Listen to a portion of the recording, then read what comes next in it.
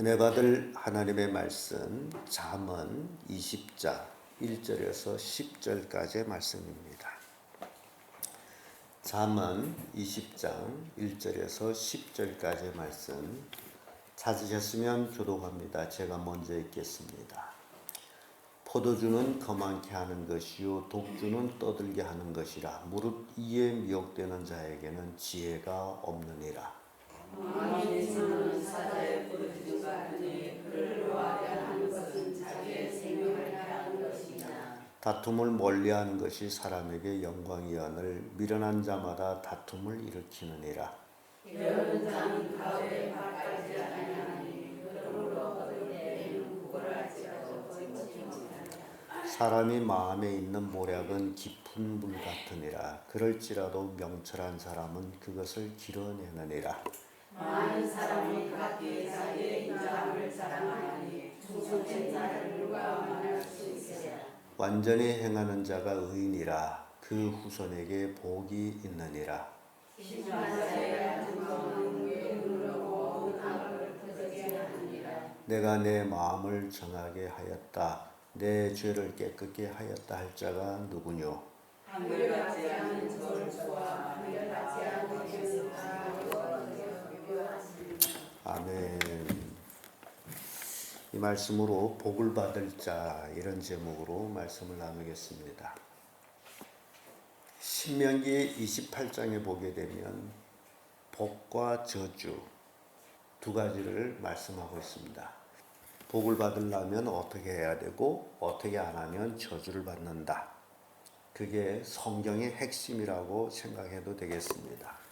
그래서 성경은 처음부터 복과 저주의 길을 우리 사람들 앞에 놓았는데 사람들은 자기의 선택에 따라서 복을 선택하기도 하고 저주를 선택하기도 하는 그런 모습을 봅니다.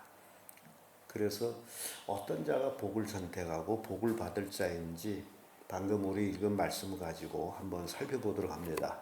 복을 받을 자 그 첫째가 지혜로운 자입니다. 지혜가 있는 자가 복을 받는다라는 거예요. 1절에서 3절까지의 말씀인데 1절의 말씀 보면 이런 말씀이 있죠. 포도주는 거만케 하는 것이요 독주는 떠들게 하는 것이라. 무릇 이에 미혹되는 자에게는 지혜가 없느니라고 시작을 합니다. 지혜가 있는 자와 지혜가 없는 자 이렇게 구분하고 있는데 여기에서는 포도주나 독주를 즐기는 자에게 뭐가 없다 그러죠?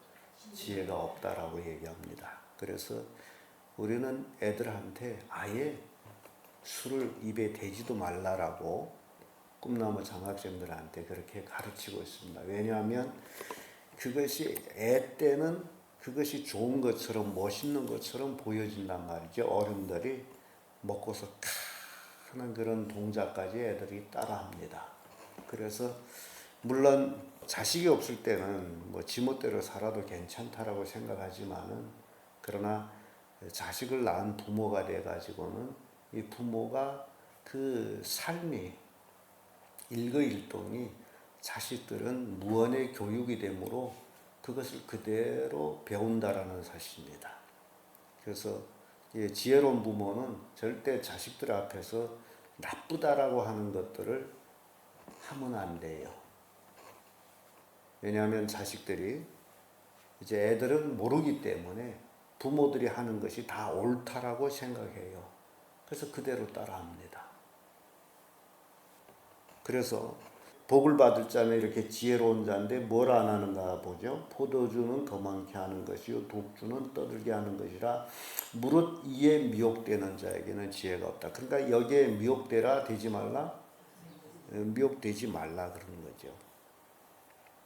그리고 또 3절에 와보면 다툼을 멀리하는 것이 사람에게 영광이거늘 미련한 자마다 다툼을 일으키느니라. 이거하고 우리 1절의 말씀을 이제 연관시켜보면 독주는 뭐 한다는 거죠? 떠들게 한다. 떠들게 한다라는 게 다툼을 일으킨단 말이죠. 그래서 이런 것들은 지혜가 없다. 술이라는 것이 이렇게 사람들한테 좋은 것은 아님에도 불구하고 참 많은 사람들이 거기에 미혹이 돼가지고 거기를 떠나지를 못하게 돼 있습니다. 그래서 그것 때문에 복을 받지 못한다라는 것을 생각지를 못하고 있다라는 겁니다. 잠언 31장 4절의 말씀 보면 루드에라 포도주를 마시는 것이 왕에게 마땅치 아니하면 독주를 찾는 것이 주권자에게 마땅치 않도다라고 말씀합니다. 술이라는 것은 좋은 것이 아니다라는 것을 가르쳐주고 있죠. 또 잠언 14장 35절에 슬기롭게 행하는 신하는 왕의 은총을 입고 욕을 끼치는 신하는 그의 진노를 당하느니라.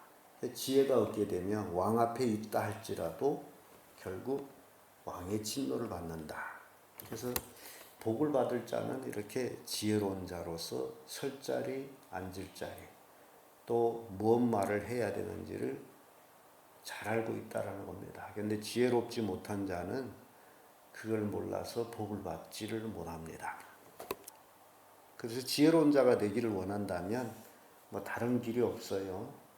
하나님의 말씀을 이해하고 그 말씀대로 살아가는 삶 외에는 세상 지혜는 아무것도 아니다라는 것을 보여주고 있습니다.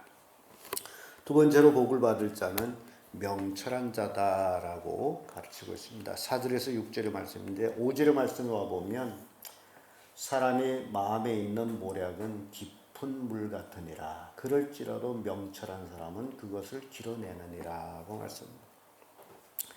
이 명철한 사람, 현명한 사람, 사람의 마음속 깊이 있는 그 모략까지도 길어내는 것이 명철한 사람이에요.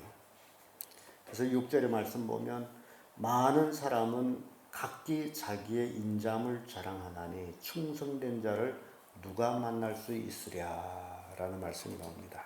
그래서 이렇게 명철한 사람은 사람이 마음 깊은 것을 알고 있으므로 어떻게 충성해야 하는지를 알고 있습니다. 사람은 동등한 것 같음에도 불구하고 충성해야 될 자리가 있고 또 그렇지 않을 자리가 있음을 또 보여주고 있어요. 그래서 우리의 인생이 정말 무엇에 충성해야 되는지를 분명히 교훈하고 있는데 그걸 아는 사람이 명철한 사람으로서 복을 받을 자다. 여러분, 우리가 이 땅에 살면서 꼭 충성해야 될 분이 있습니다. 그것이 누구예요? 우리는 너무너무 잘 알고 있습니다. 하나님이다라고 얘기를 합니다. 그런데 종종 하나님께 충성을 해야 된다라는 것을 알고 있음에도 불구하고 하나님은 보이지도 아니하고 도대체 내가 하나님께 어떻게 충성해야 되는지를 갈피를 잡지 못하고 있습니다.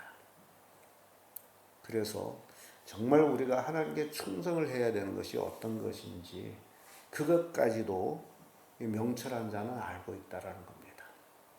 왜냐하면 하나님의 말씀을 깊이 연구하면 깊이 읽고 가까이 하게 되면 어떻게 충성해야 되는지를 알고 있기 때문이에요.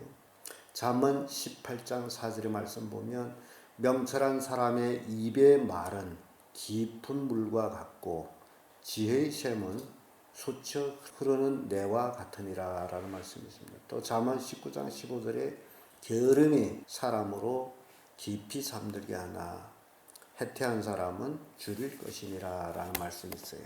그래서 영적으로 절대로 해태하거나 영적으로 절대로 게을러서는 안 됨을 깨우쳐줍니다. 육적으로도 게을른 사람은 가난할 수밖에 없는데 우리 인간은 하나님의 영을 받은 그런 존재이기 때문에 인간은 단지 물질적인 걸 가지고 절대 만족할 수가 없습니다. 사람들이 착각하고 있어요. 물질이 풍족하게 되면 행복할 것이다. 근데 물질이 없을 때는 그렇지만은 그러나 정작 물질을 얻고 나게 되면 그것도 역시 아무것도 아니에요. 그래서 사람이 행복해질 수 있는 것은 우리는 영적인 존재이기 때문에 하나님이 나와 함께 해야 되고 내가 하나님 말씀에 순종할 때의 만족이라는 것이 이제 얻어지게 되어 있습니다. 우리 영에 만족하지 아니하면 육적인 것이 아무리 많아도 거기는 만족할 수가 없어요. 오히려 그것으로 인해서 더 패망하게 된다라는 것을 교훈하고 있습니다. 그래서 정말 복 받을 자는 누구라고요? 명철한 자다. 끝으로 복을 받을 자는 완전히 행하는 자입니다. 7절에서 10절까지의 말씀인데 7절의 말씀 보면 이런 말씀이 있어요. 완전히 행하는 자가 의인이라 그 후손이 복이 있느니라 라는 말씀이 있습니다. 인간은 완전히 행할 수는 없지만은 그러나 완전히 행하는 자가 의인이다라고 이렇게 말씀하고 있는데 여기는 이게 구약의 말씀이고 신약에서 의인이라고 의롭다고 칭함을 받는 자들은 예수 그리스도를 믿는 자들입니다. 그래서 우리가 진정 예수 그리스도를 믿는다면 우리가 예수님의 교훈대로 살아갈 때 우리는 완전히 살아갈 수 있는 자들이 됩니다.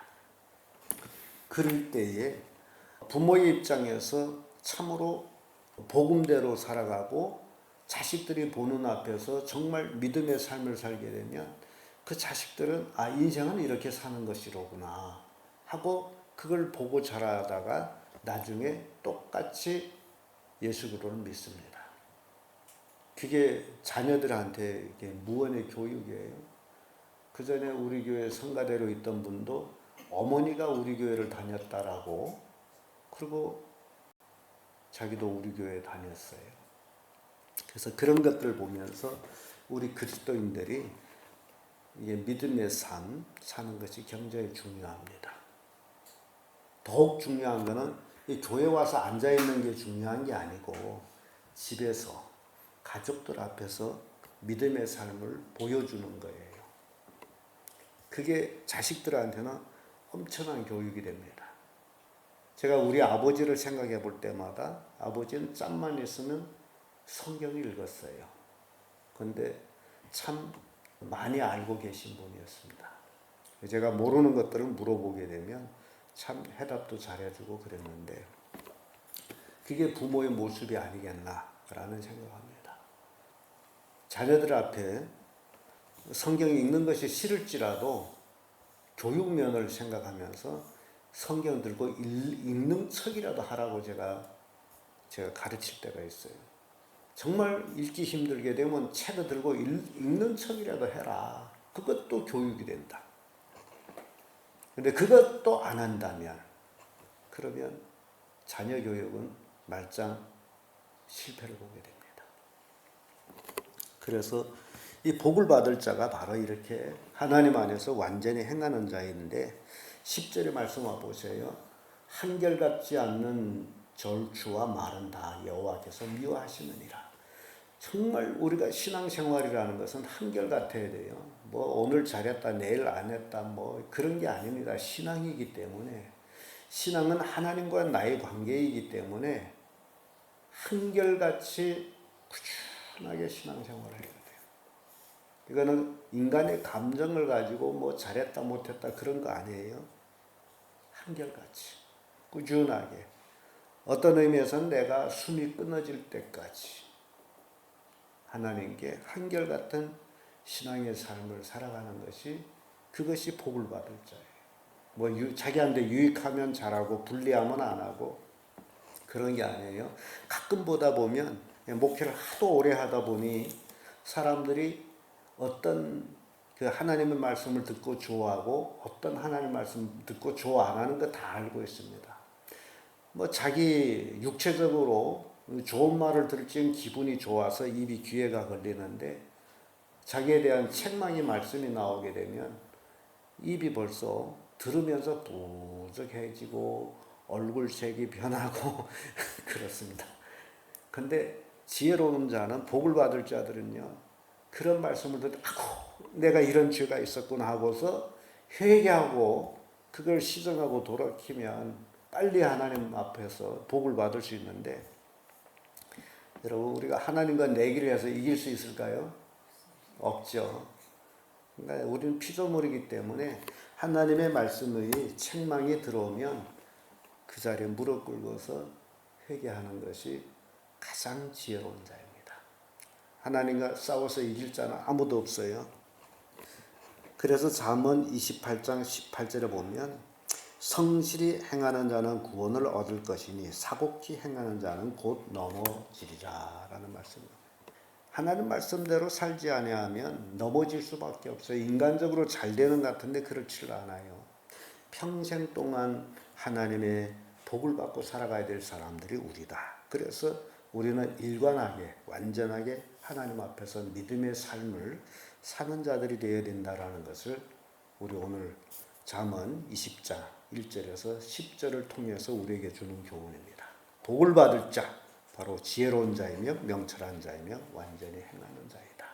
여러분들이 이 말씀대로 살아갈 때 진정한 하나님의 주신 복을 받는 자들이 된다는 교훈을 주고 있습니다. 기도하겠습니다.